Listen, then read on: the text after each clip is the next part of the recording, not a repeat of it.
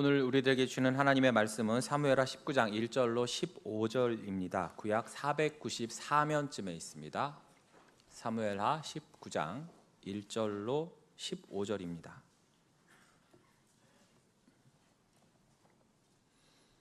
다 찾으셨으면 교독하시고 15절은 함께 읽겠습니다. 어떤 사람이 요압에게 아뢰되 왕이 압살롬을 위하여 울며 슬퍼하시나이다 하니 왕이 그 아들을 위하여 슬퍼한다 함이 그날의 백성들에게 들림에 그날의 승리가 모든 백성에게 슬픔이 된지라. 그날의 백성들이 싸움에 쫓겨 부끄러워 도망함 같이 가만히 성읍으로 들어가니라.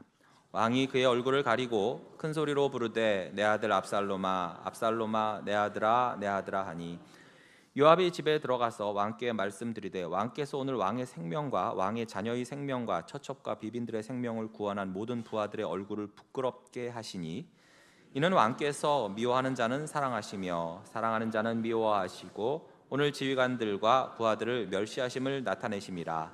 오늘 내가 깨달으니 만일 압살롬이 살고 오늘 우리가 다 죽었더면 왕이 마땅히 여기실 뻔하였나이다. 이제 곧 일어나 나가 왕의 부하들의 마음을 위로하여 말씀하옵소서. 내가 여호와를 두고 맹세하옵나니 왕이 만일 나가지 아니하시면 오늘 밤에 한 사람도 왕과 함께 머물지 아니할지라. 그리하면 그 화가 왕이 젊었을 때부터 지금까지 당하신 모든 화보다 더욱 심하리이다 하니 왕이 일어나 성문에 앉음에 어떤 사람이 모든 백성에게 말하되 왕이 문에 앉아 계신다 하니 모든 백성이 왕 앞으로 나아오니라. 이스라엘은 이미 각기 장막으로 도망하였더라.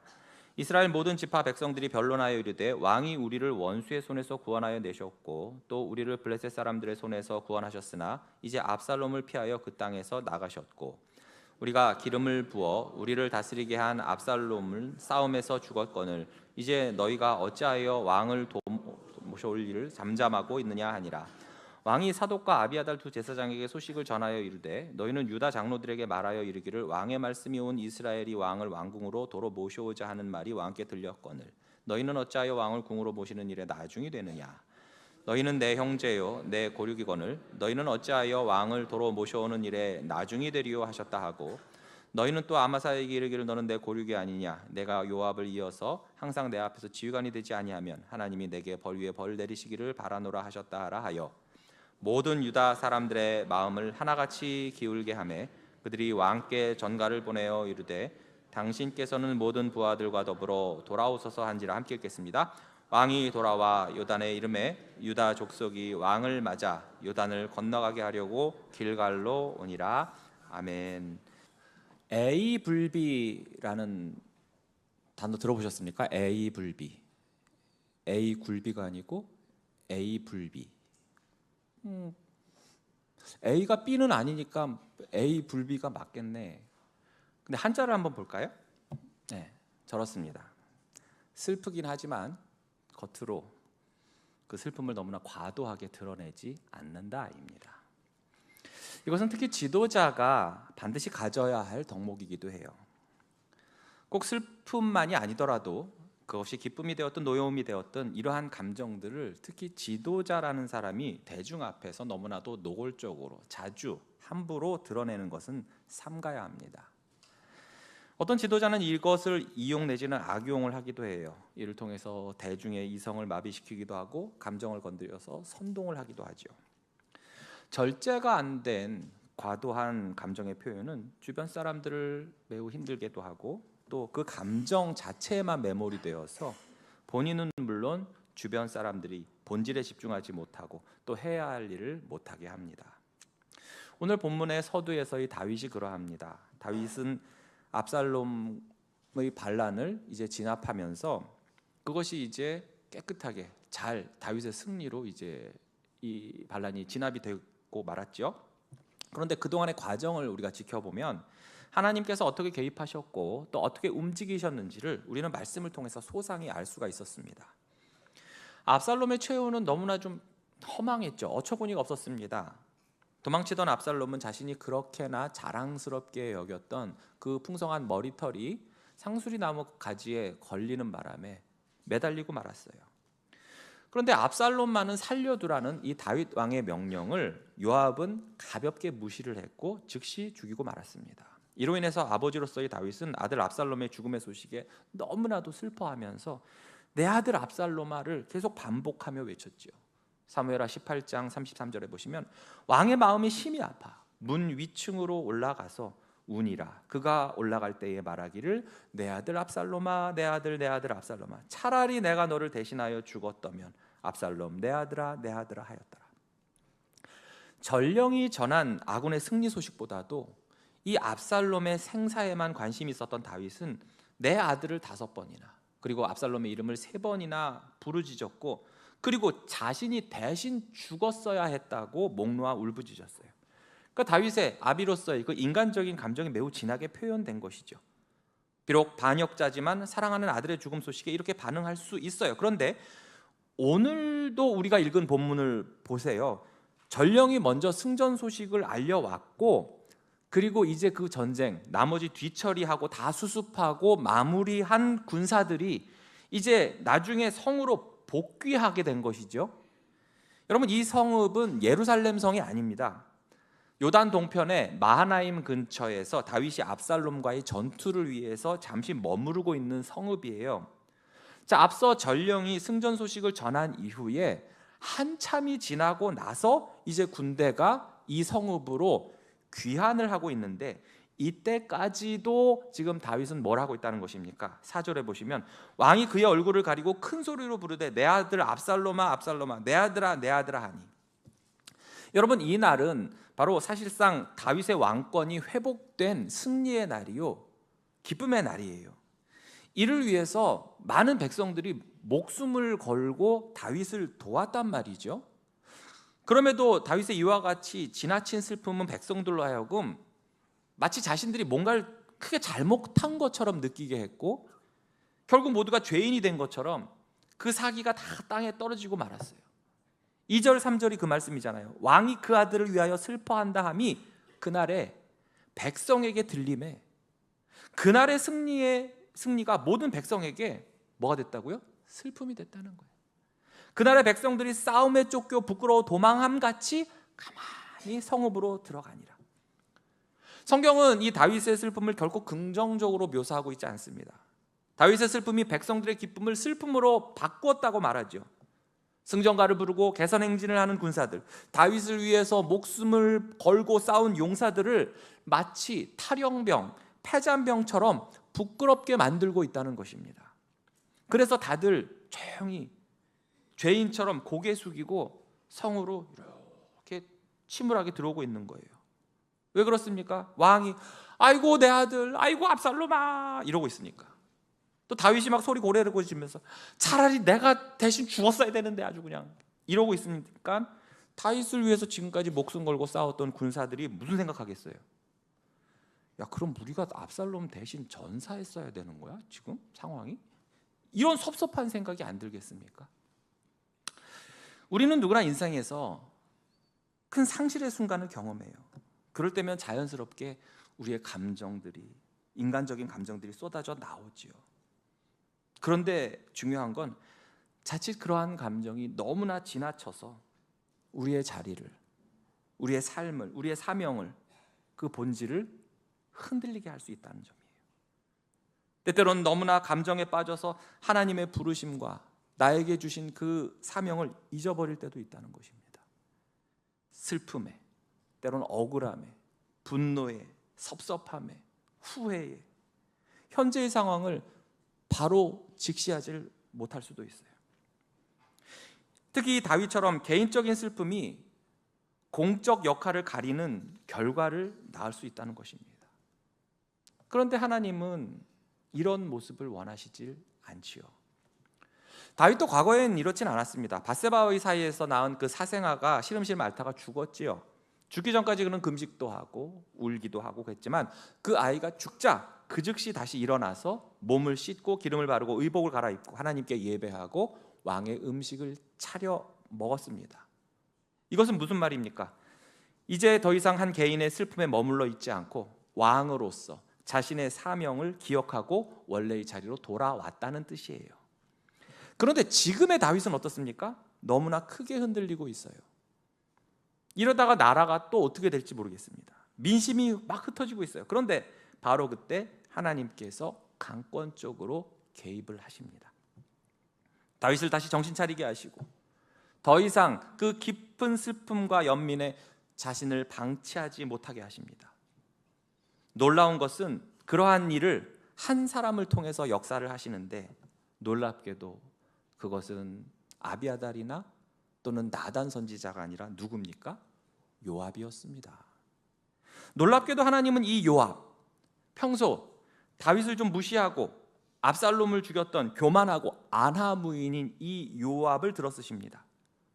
결국 이 요압의 담대한 충고가 슬픔과 또한 자기 연민에 빠진 다윗을 다시금 정신 차리게 하고 그의 사명을 회복시키죠. 이 또한 하나님의 일하시는 방식 중 하나입니다. 성경에서 요압은 어쩔 때는 참 괜찮은 사람 같기도 하다가 어느 때는 정말 악인의 모습으로 나타나요. 자기 멋대로이고 거칠고 교만하고 왕도 우습게 여기는 것 같아요. 그런데 하나님은 요압의 이런 모습까지도 들어 쓰시면서 선한 결과를 낳게 하십니다. 우리 하나님은 전능하신 하나님이시기 때문입니다. 5절에서 7절 볼까요? 왕께서, 이게 요압이 다윗에게 한 말이에요. 왕께서 오늘 왕의 생명과 왕의 자녀의 생명과 처첩과 비빈들의 생명을 구원한 모든 부하들의 얼굴을 부끄럽게 하고 있습니다. 이는 왕께서 미워하시는 자는 사랑하고 사랑하는 자는 미워하시고 오늘 지휘관들과 부하들을 멸시하고 있다는 것을 나타내고 있습니다. 오늘 내가 깨달았으니 만일 압살롬이 살고 오늘 우리가 다 죽었더라면 왕이 마땅히 여기실 뻔하였네요. 그러니 정신 차리고 이제 일어나서 나가서 왕의 부하들의 마음을 위로하여 말씀하옵소서. 내가 여호와를 두고 맹세하옵나니 왕이 만일 나가지 아니하시면 오늘 밤에 한 사람도 왕과 함께 머물지 아니할지라. 그리하면 그 화가 왕이 젊었을 때부터 지금까지 당하신 그 모든 화보다도 더욱 심하리다 라고 말해요. 때론 담대하게, 때론 좀 조롱하듯이, 때론 협박하는 듯 말하고 있지만 그는 핵심을 놓치지 않고 있어요. 이제 곧 일어나 나가 왕의 부하들의 마음을 위로하여 말씀하옵소서. 어쩌면 왕과 신하고 뭐고 이걸 떠나서 이 순간만큼은 둘 사이가 사촌지간이잖아요. 계급장 다 떼놓고 터놓고 얘기했을 것 같아요. 왕이시여, 아니 형, 이건 아니잖아. 정신 차려.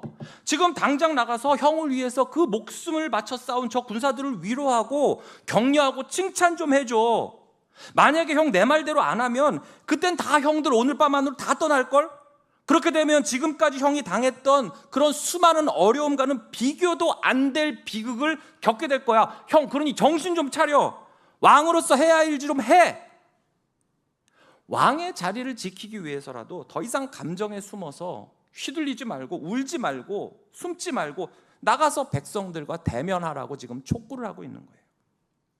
요압은 여기에서 여호와를 두고 맹세하옵나니라고 하여서 이 심각성을 더욱더 강조를 하고 있죠. 때론 상대의 슬픔과 연민에 한없이 공감하며 같이 슬퍼하는 것도 귀한 것이지만 그렇다고 반드시 그것이 또 정답은 아닙니다. 오히려 자칫하다간 그 사람을 더 깊은 슬픔과 절망으로 빠뜨려 탈출하지 못하게 만들 수도 있어요. 때론 이처럼 강력한 충격으로 정신을 번쩍 차리게 하는 것이 더 좋을 수도 있다는 것입니다. 결국 이로 인해서 다윗은 그의 리더십을 회복하게 돼요. 8절 보세요.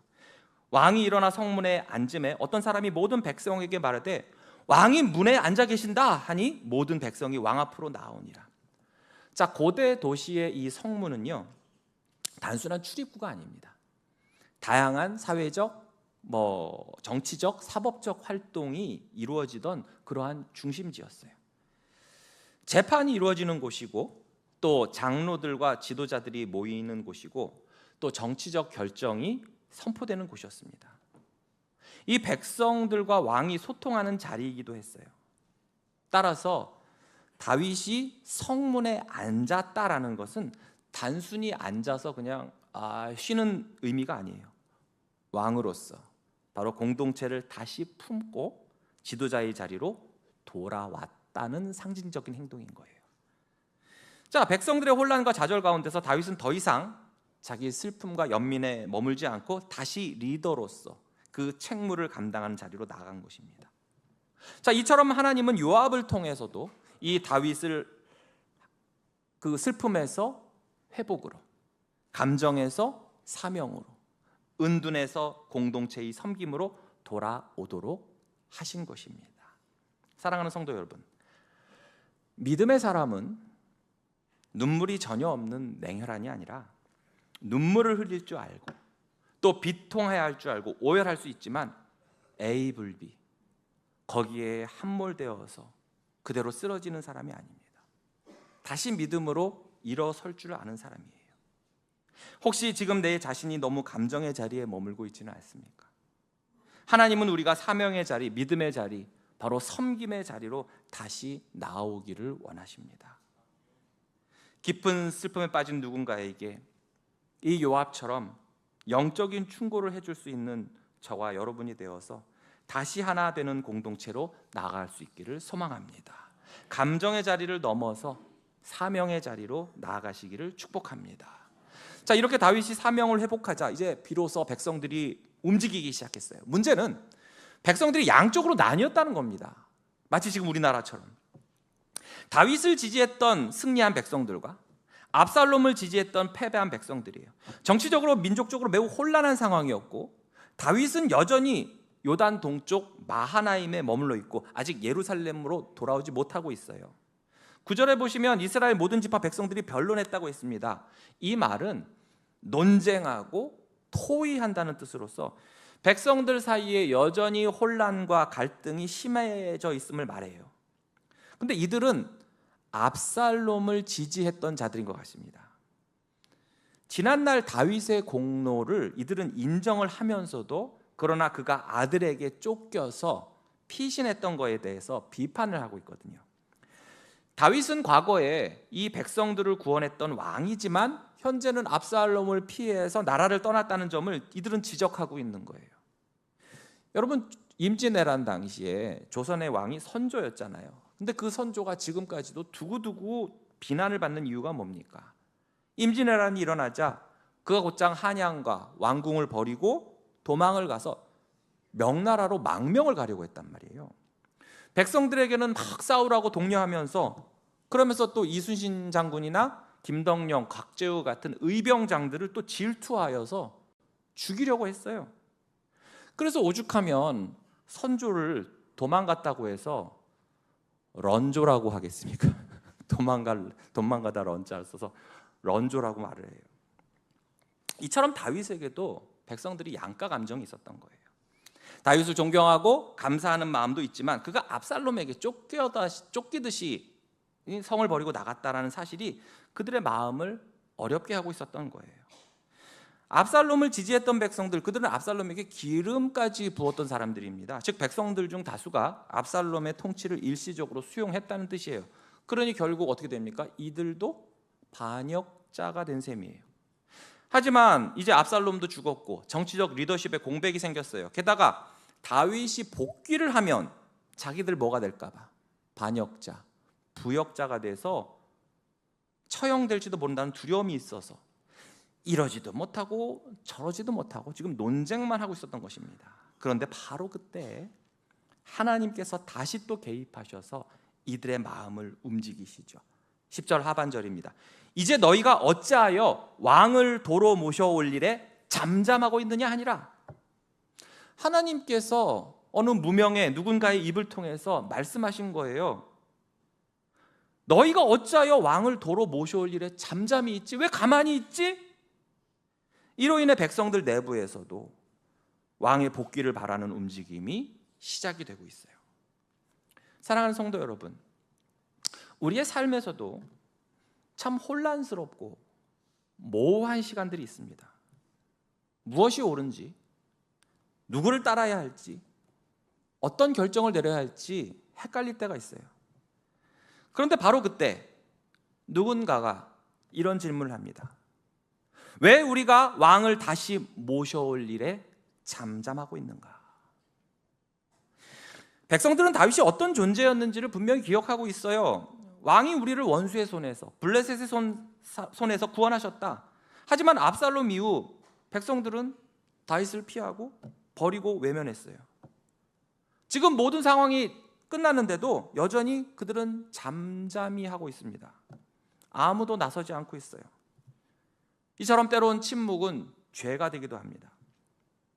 우리의 신앙에서 이와 같은 일이 일어나기도 하죠. 예수님이 나의 구원자이심을 알면서도, 그분이 나의 왕이심을 고백하면서도 여전히 내 삶의 주인의 자리에 그분을 모시기를 꺼려하고 부담스러워하고, 그러면서 침묵이 이어질 수 있습니다. 본문은 우리에게 이렇게 묻고 있어요. 이제 너희가 어찌하여 왕을 도로 모셔올 일에 잠잠하고 있느냐? 이것은 오늘 우리 내면에 성령께서 하시는 질문이기도 해요. 너희는 왜 아직도 예수 그리스도를 너의 왕으로 모시질 않고 있느냐라고 말이죠. 우리의 삶의 문제, 신앙의 흔들림, 관계의 상처 속에서 갈팡질팡하고 있을 때 성경은 오늘 우리에게 분명히 말씀하십니다. 잠잠하지 말고 너희의 왕을 다시 모셔오라. 지금 이 시간 우리의 마음의 왕좌에 우리 주 예수 그리스도를 다시 모셔오는 은혜가 있기를 소망합니다. 이러한 가운데 다른 지파들은 다윗을 왕으로 다시 모시기로 마음을 합하고 있는데, 유독 다윗이 속한 유다 지파가 뜨뜻미지근해요. 그러자 다윗은 사독과 아비아달 같이 신뢰받는 제사장들을 통해서 유다 장로들에게 이 말을 전하게 합니다. 12절에 보듯이 유다 지파는 다윗의 형제요 고류가 아닌가? 왜 다윗의 복귀에 앞장서지 않고 있지? 다른 지파들은 나서고 있는데 오히려 다윗이 속한 유다 지파가 가만히 있는 거예요. 그러면서 다윗은 아주 파격적인 통큰 통합과 협치를 제안합니다. 그것은 바로 아마사를 군사령관으로 삼겠다는 거예요. 여러분, 아마사는 요압 장군의 사촌입니다. 근데 이 사람이 그만 압살롬 편에 서서 반란군의 장수가 되었던 거예요. 사무엘하 17장 25절에 보시면 압살롬이 아마사로 요압을 대신하여 군 지휘관으로 삼으니라. 아마사는 이스라엘 사람 이드라라는 자의 아들이라. 그러니까 내전 상황 때 다윗의 군 지휘관은 요압이었고 이 반란군의 군 지휘관은 누구였다는 거예요? 아마사였다는 것입니다. 그런데 문제는 다윗, 요압, 아마사가 다 친인척이에요. 그러니까 무슨 지파입니까? 이들이 유다 지파겠죠. 같은 친척이자 같은 유다 지파예요. 그런데 한 사람은 반역 반란군에 있고 한 사람은 왕이고. 그러니까 유다 지파가 이거 어떻게 해야 되지? 전전긍긍을 하고 뜨뜻미지근한 반응을 보이고 있었던 거예요. 그때 다윗이 행한 행동이 뭡니까? 이 아마사를 용서하고 심지어 요압 대신 군 사령관의 자리에 앉히겠다는 파격적인 화해의 제스처를 한 것입니다. 이로 인해서 유다 지파 전체와의 화해를 이루고 공동체를 다시 하나로 묶기 위한 용서와 통합의 리더십을 보여준 거예요. 결국 이러한 결정으로 인해서 선한 결과가 이어졌으니 14절에서 15절이에요. 모든 유다 사람들의 마음을 하나같이 기울게 하며 그들이 왕께 전가를 보내어 이르되 당신께서는 모든 부하들과 더불어 돌아오소서 한지라. 왕이 돌아와 요단의 이름에 유다 족속이 왕을 맞아 요단을 건너가게 하려고 길갈로 오니라. 자, 유다 지파 사람들의 마음이 하나같이 기울게 되었다라고 기록되어 있죠. 그리고 유다 지파는 이제 왕을 맞이하러 요단까지 나아갑니다. 이것은 바로 왕권의 회복과 공동체의 재통합이 본격적으로 시작되었다는 것을 뜻해요. 자, 사랑하는 성도 여러분, 다윗은 한동안 자신의 감정에 휘둘려서 하나님께서 그에게 맡기신 그 사명도 포기하고 슬픔에만 잠겨 은둔하려고 했습니다. 이로 인해서 백성들까지도 의기소침해지고 나라는 혼란에 빠졌어요. 그러나 하나님께서 이 요압을 비롯해 다윗과 또한 백성들의 마음을 움직이시면서 자기의 뜻을 변함없이 이루어 가셨습니다. 그런데 이러한 다윗과 달리 우리 예수님은 정말로 A불비의 모습을 잘 보여주셨어요. 복음서에 보면 우리 예수님은 말 그대로 슬퍼하시되 눈물을 흘리시되 지나치게 감정에 휩쓸리지 않고 절제된 거룩한 슬픔을 보이시면서도 하나님의 뜻을 먼저 생각하시고 온전히 따르셨다는 것입니다. 누가복음 19장 41절에서 44절을 볼까요? 가까이 오사 성을 보시고 우시며 이르시되 너도 오늘 평화에 관한 일을 알았더라면 좋을 뻔하였거니와 지금 내 눈에 숨겨졌도다. 날이 이를지라 내 원수들이 토둔을 쌓고 너를 둘러 사면으로 가두고 또 너와 및 그 가운데 있는 내 자식들 땅에 메어치며 돌 하나도 돌 위에 남기지 아니하리니 이는 내가 보살핌 받는 날을 알지 못함을 인함이니라 하시니라. 예수님은 하나님이시기 때문에 예루살렘의 멸망을 아시고 우셨어요. 예루살렘 성을 의인화하시면서 그 종말이 어떠한지를 예언하신 거예요. 그러나 그 눈물은 단순한 슬픔이 아니었습니다. 왜 그런 일이 일어날 수밖에 없었는가? 바로 의인화한 이 예루살렘 성은 곧 누구를 말합니까? 회개하지 않는 이스라엘 백성들이었어요. 예수님의 눈물은 다가올 임박한 심판 앞에서도 어떠한 회개도 없는 저들을 향한 그 긍휼과 안타까움의 표현이었던 것입니다. 세상의 죄와 고통을 우리가 대할 때 아예 무관심하다거나 반대로 무작정 분노를 표출하고 그렇게 반응하는 것이 아니라 바로 이 예수님의 마음으로 슬퍼할 수 있음을 보여주신 것입니다. 요한복음 11장 33절에서 35절 보시면 예수께서 그가 우는 것과 또 함께 온 유대인들이 우는 것을 보시고 심령에 비통히 여기시고 불쌍히 여기사 이르시되 그를 어디에 두었느냐 이르되 주여 와서 보옵소서 하니 예수께서 눈물을 흘리시더라. 친구 나사로의 죽음 앞에서 예수님은 곡을 하셨다거나 몸부림을 치셨다거나 그러지 않으셨어요. 그러나 그 심령으로는 비통히 여기시고 불쌍히 여기시며 조용히 눈물을 흘리셨습니다. 왜 우셨을까요? 죄로 인한 온 인류의 죽음의 현실 앞에서 예수님은 눈물을 흘리셨습니다. 그러나 이어서 나사로를 다시 살리심으로써 예수님께는 사망의 권세를 이길 힘이 있음을 보여주셨고 우리도 그렇게 부활할 것을 소망하도록 하셨습니다. 즉 고통에는 공감하시지만 그 고통은 반드시 소망을 품은 고통이어야 함을, 그리고 우리 예수님은 그 고통을 치유하시고 승리하실 수 있는 분이심을 보이심으로써 우리가 과연 누구를 의지하고 누구를 믿어야 할지를 가르쳐 주신 것입니다. 데살로니가전서 4장 13절 말씀대로 형제들아 자는 자들에 관하여는 너희가 알지 못함을 우리가 원하지 아니하노니 이는 소망 없는 다른 이와 같이 슬퍼하지 않게 하려 함이라. 소망 없는 다른 이가 누구를 말합니까? 예수님을 믿지 않고 예수님을 영접하지 않는 자와 그들의 죽음을 말하는 거예요. 그러나 우리에게는 소망이 있죠. 왜 그렇습니까? 예수님을 영접하고 그들의 예수님의 행하신 그 구원을 우리가 받았기 때문입니다. 아멘. 또한 예수님은 겟세마네 동산에서 기도하실 때도 이와 같은 에이블비의 모습을 보여주셨어요.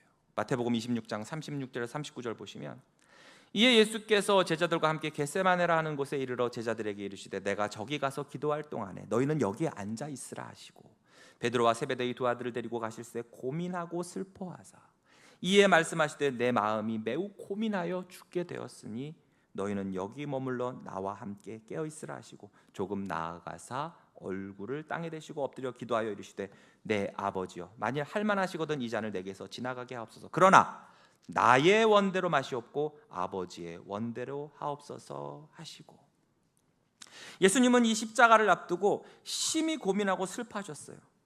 예수님도 정말 이렇게 우시면서 슬퍼하시면서 고민하시면서 죽을 것 같아, 죽게 되었으니 정말 죽을 것 같아 그렇게 표현을 하셨어요. 그러나 그 슬픔이라는 감정의 무게 속에서도 예수님은 휩쓸리시거나 함몰되지 않으시고 뭐라고 기도하십니까?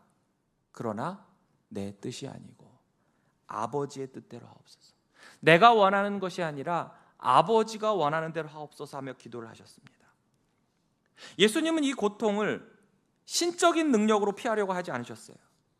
그러면서 하나님의 뜻에 모든 것을 맡기심으로 그 슬픔까지도 극복하시는 모습을 보이셨습니다. 어렵고 고통스러운 결정을 앞두고 우리가 제일 먼저 구해야 할 것은 이처럼 바로 하나님의 뜻임을 몸소 보여주신 것입니다. 마지막으로 하나만 더 볼까요? 누가복음 23장 34절입니다. 이에 예수께서 이르시되 아버지 저들을 사하여 주옵소서 자기들이 하는 것을 알지 못함이니이다 하시더라. 예수님은 군중들과 종교 지도자들의 조롱과 고통 속에서도 저들을 사하여 주옵소서라고 기도하셨습니다. 이것은 어디 평안한 흔들 의자에 앉아서 안락한 해먹에 누워서 하신 말씀이 아니에요. 양손과 발에 대못으로 십자가에 박힌 채 하신 말씀이었습니다. 극한 상황 속에서도 예수님은 원망과 분노가 아닌 바로 용서와 자비로 반응하셨어요. 그 내면에는 저들을 향한 깊은 사랑이 있으셨던 것입니다. 고통 가운데서도 사랑을 잃지 않는 그 슬픔, 이것이 바로 예수님의 에이블비였던 것입니다. 이처럼 예수님의 슬픔은 단순한 감정 표현에 있는 것이 아니라 죄에 대해서 애통하심, 죽음을 이기시는 그 소망, 고난 가운데서도 순종하는 모습, 그리고 원수에 대한 용서로 나타내 보이셨어요. 이것이 진정한 예수님이 보이신 에이블비의 모습입니다. 사랑하는 성도 여러분, 사람이 느끼는 감정 중에서 가장 깊고도 복잡한 감정이 슬픔이라고 합니다. 그러나 모든 슬픔이 다 같은 건 아니에요. 진정한 슬픔은 공동체를 되살리지만 왜곡된 슬픔은 공동체를 무너뜨리기도 합니다. 오늘 본문 속 다윗은 슬퍼하고 있지만 그의 슬픔은 공동체 전체를 흔들고 있어요. 혼란을 주었습니다. 동시에 왕으로서의 책임을 망각하는 모습을 보여주었어요. 백성들은 목숨을 걸고 싸웠는데 왕은 그 승리를 부끄러운 일로 만들고 말았어요. 왕은 감정의 자리에서도 그 속을 다 내보이지 않고 거기에 함몰되지 않고 지도자의 자리로 돌아와야 했습니다. 그래서 하나님은 개입하셔서 이 요압을 사용하셨고, 비록 요압은 거칠지만 핵심을 찔렀어요. 마침내 다윗은 성문에 앉아 백성들을 맞으며 공동체를 회복하지요. 이처럼 지도자의 슬픔은 공동체를 위한 방향으로 조율이 돼야 됩니다. 그리고 진정한 위로는 책임을 감당하는 자리에서부터 시작되는 것입니다. 우리 예수님을 보십시오. 예수님도 물론 고난과 고통 가운데 슬퍼하셨어요. 나사로의 무덤 앞에서 예루살렘을 바라보시면서 십자가를 앞두고 감람산에서. 하지만 그분의 슬픔은 항상 공동체, 바로 저와 여러분을 위한 슬픔이었고 하나님의 뜻을 향한 통곡이었고, 그리고 예수님의 눈물은 생명을 살리는 눈물이었던 것입니다. 다윗은 아들의 죽음 앞에서 잠시 무너졌지만 예수님은 자기 자신이 죽으심으로 아버지의 뜻을 완성하셨습니다. 다윗의 슬픔은 공동체를 무너뜨릴 뻔했지만 예수님의 슬픔은 공동체를 살리는 은혜의 통로가 되셨어요. 사랑하는 성도 여러분, 슬픔도 하나님께서 우리에게 선물처럼 주신 감정 중 하나이기 때문에 이것을 결코 부정해서는 안 됩니다. 그러나 우리가 어떻게 슬퍼하느냐에 우리의 신앙의 깊이가 드러나는 것입니다. 내 감정이 슬픔뿐 아니라 다른 여타 어떤 감정이 혹 우리 공동체를 무너뜨리는 방향으로 향하고 있지 않는가? 나는 과연 하나님의 뜻을 묵상하면서 눈물을 흘리고 있는가? 그리고 내 슬픔이 진정으로 예수 그리스도의 십자가 안에서 위로를 받고 있는가?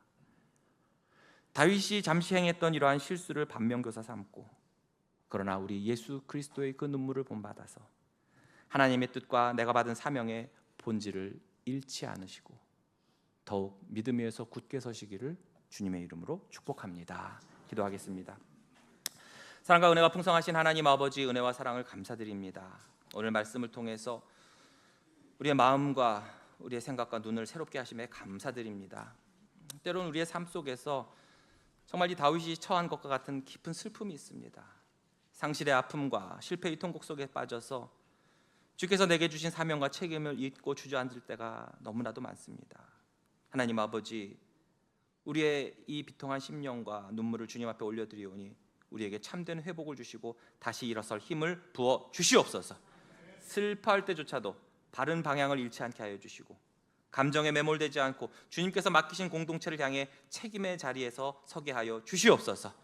다윗이 성문에 앉아서 백성을 맞이했던 것처럼 우리 각자도 우리에게 주신 가정 안에서, 교회 안에서, 이 사회 가운데 진리와 사랑으로 성문에 앉는 자가 되게 하여 주시옵소서. 그리하여 슬픔을 넘어 생명을 살리고 공동체를 세우는 리더로 살아가게 하여 주시옵소서. 이 모든 말씀 우리 주 예수 그리스도의 이름으로 기도하옵나이다. 아멘.